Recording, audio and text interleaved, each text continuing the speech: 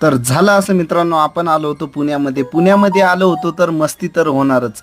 तर बघा आपण चाललेलो आहे स्लायडरने पुण्याच्या मेट्रोमध्ये. हा प्रवास छोटाच राहणार आहे, पुण्याची रामवाडी ते कल्याणी नगर या ठिकाणी. तर बघा आपण गेटवर पोहोचलो. गेटवर बसतात सिक्युरिटी गार्डने आपल्याला चेकिंग करायला सुरुवात केलेली आहे त्यांच्या मशिनीने.